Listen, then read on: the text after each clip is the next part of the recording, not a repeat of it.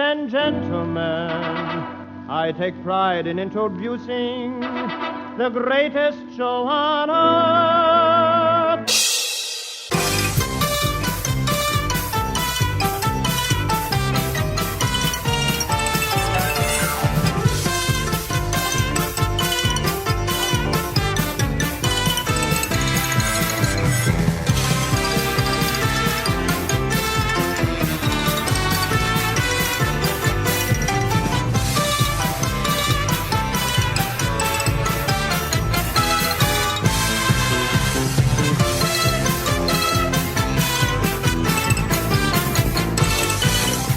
Welcome to the Uncle Floyd Show podcast, starring Uncle Floyd.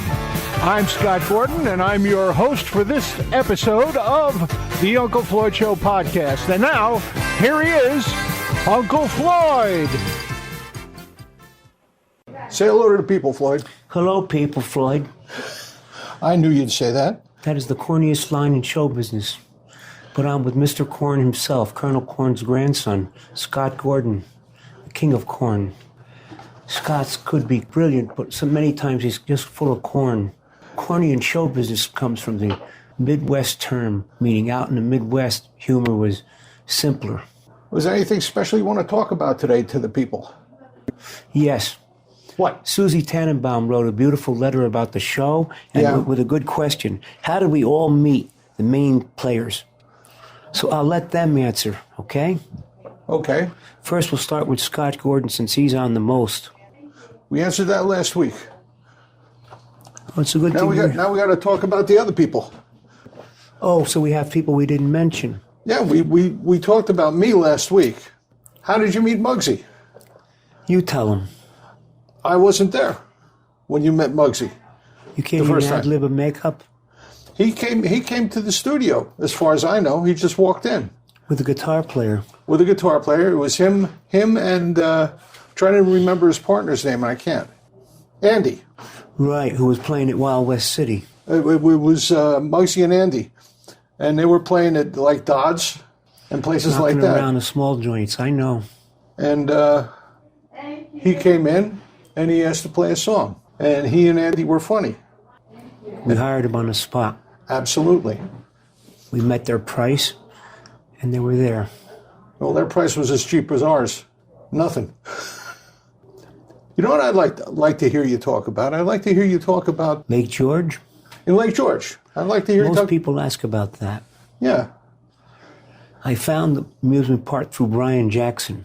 Okay. And when I saw the neon sign lit up, Vaudeville, big time acts, I says, Brian, we have to work here. We walked in and met Mort Rage, the show boss. And I says, what do I have to do to get a job here? He says, what can you do? I says, I'll do anything. I'll shovel dog shit, anything. You tell me what to do and I'll do it to get a job in this amusement park. And he hired me on the spot. And you got to be just about the anchor man on that show, didn't you? I started making $168 a week, and when I left, I was making $750 a week. Second highest paid act in the business in the amusement park. And what was the day like there? Just beautiful, Scott. Not like today here. So what happened? You get up, you have breakfast, and The what amusement time? park was across the street. And what time would the show start? 2 o'clock in the afternoon, And they would go till when? 11 p.m. And it was a constant rotation. Stage was never dark that entire time. Right. What were some of the other acts that worked with you? Manzini, the eighth wonder of the world, who was a Houdini act. Joe Jackson Jr., rated the 11th most popular vaudeville act of all time. Morrison and Reeves, 100, one of the last husband and wife acts left in show business at the time. And you worked there how many years? From 1968 till 76. That must have been a great time. I wish I could. Oh man, it was you would have fit in right there. You know who'd have liked you? Joe Jackson, the clown. Oh yeah, I always got along good with clowns. I only worked one summer in the Carnivals. I was a shill in a mid camp at the time. Mid camp means a palm reader. Palm reader, fortune teller. The woman I worked with did tarot cards. She did tarot cards. and I would get the people in. I would come out and say to the people that were standing outside, "There's a wonderful woman, never met me before, and she knows everything about me." How and come? And the people would go in. How'd that happen? That was my job. I was to get the people in the tent. Oh, okay, that's it. That was it. I came out and did that, and then I worked a little while as a setup man for a 3-card Monte guy. Rich La Barriera wants to know who your favorite 3 acts of the last 20 years were. Acts? Yeah, people you saw perform, or people you performed with. Charlie Callis. Charlie Callis, great guy. He called me back on stage for a bow. The only act to ever do that. And Charlie Callis and I almost got kicked out of the bicycle club in Englewood Cliffs. You told me the story, but I forgot how it went. Yeah, he and I were in there and we were talking about doing stuff, and we ended up doing dueling Boris Karloffs. Oh yes, I remember this story now. And It's we're both singing, "I've grown accustomed to her face." And a waiter wanted to kick us out. And the maitre d' comes over and goes, no, leave him alone. We couldn't pay for this entertainment. Yep. Do you know who these guys are? He was and he is. He was. He passed away a couple years ago. Nice guy. Oh, Boris Karloff? No, Charlie Callis. Charlie Callis passed away a couple years ago. All right, we got a couple more questions here from people. Let's see what we got. I like the way you keep the lighting in this room. It's nice and peaceful, but you can't read anything. Well, you could raise it. I don't know how to raise it. Gloria DeMasi wants to know what your favorite live house was to work in. The Bottom Line. Bottom Line. Great place. Alan Pepper, wonderful guy. Stanley Snidowski, 2 good people. Had a lot of fun in that place. A lot of fun. Susie Tannenbaum. She wants to know how you met Soupy Sales. At the Bottom Line. That's right. He sat with my mother and father. He treated them like royalty. And he ended up to be a great friend of the show. And he was a great fan of my mother and father. He was a good person, really good person. I enjoyed talking with him when I had the chance. Here's a very interesting question, very easy to answer. This is from Eleanor Frank. And she wants to know, what's the name of the theme song of the show and who wrote it? And why was it chosen? It's my song. I wrote it. I know that. Eleanor asked it. Well, the answer is, it's called the Uncle Floyd Show theme. And I wrote it in 30 seconds, whatever it was. The legend goes. And it was written because we could not get the rights to the theme song we were using. Right, which had no title. I think it was called With Variations. Oh yeah, from Europe. It was from Europe. It was the theme song from some movie, and this was the theme song With Variations that they use at different places. Right. She also wants to know, you play a lot of old songs on the piano, and how did you get interested in that type of music? Because nobody else was doing it. Well, your parents played that kind of music at home as well. Did My father was into jazz more. Uh-huh. And my mother was into high-class stuff. What, the classical? Yep. Like Chopin and Broadway things.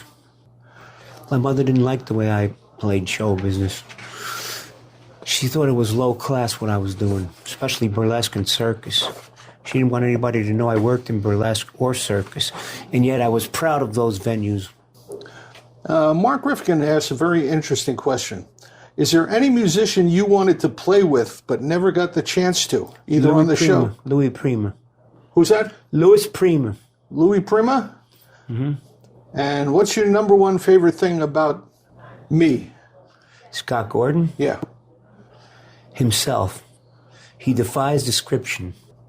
My favorite thing about you is the fact that there is nothing that you can't do.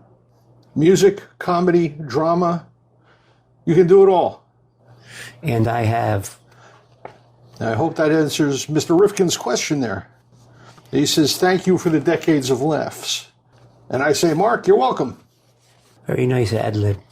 Now, your buddy, Dennis DeLeo, he wants to know... This man has more talent than half the people I know in this business. He never got a shot.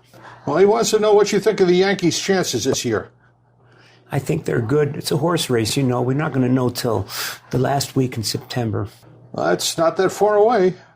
Who was your favorite Yankee Stadium announcer? He also wants to know. Red Barber. Red Barber. I remember him. He was good. You did some work in the Carnivals as well. You worked with Manzini. James E. Straight's shows. Yeah. Johnny's United shows. These were big units. Some of them were intense, like circus people. Now I worked in one of the ones that did churches and schools and things like that.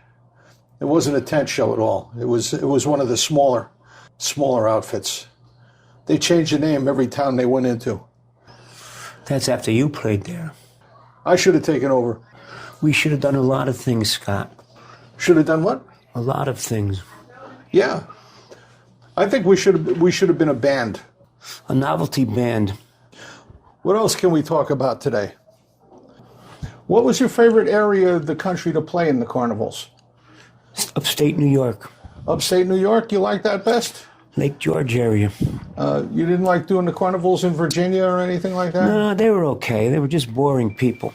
You had more fun with the people up in New York State. Mm-hmm. Who asked that question? I did. Why did you ask a question to take time from listeners? Because I found it interesting. When you started the show, you started it at Cablevision. Right. What made you decide to go to Channel 68? When I walked in the studio once and they had a cigarette in Oogie's mouth, I quit Cablevision at that point. I said, if this is the way you treat my puppets, how are you going to treat me? And I left. You walked into Channel 68 cold? Yep. Bob Leach was the manager there. Bob Leach, okay. And he came over from Channel 9 and 4.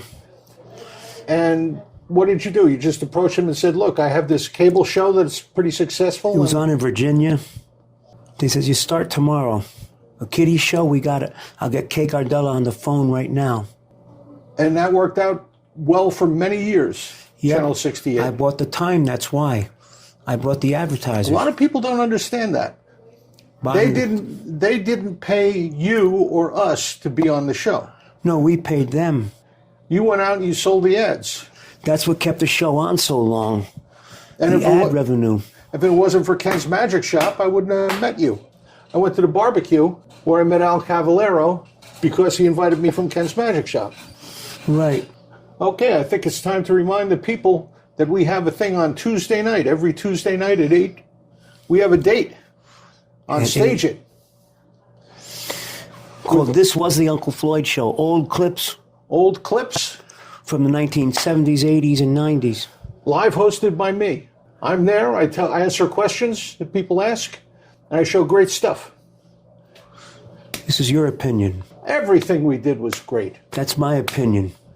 What? That everything we did was great? Yeah, considering nobody else did it again. That's true. That's true. All right, so that wraps up number 2. And we'll see everybody next time. Tuesday at 8, we have a date. Tuesday at 8, we have a date for This Was the Uncle Floyd Show. And keep your eye on the podcast subscription, and you'll know when the next one of these comes up. They'll let you know. And if you want to tell your friends how to get here, just tell them to go to unclefloyd.podbean.com. That's PODBEAN.com. And if you want to send us an email with a question, just send it to ufpodcast@sge-inc.com.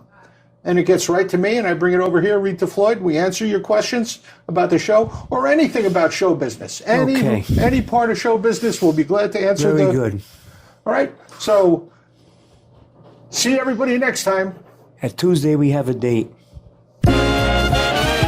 This program was produced in the studios of Scott Gordon Enterprises, Incorporated in Paramus, New Jersey.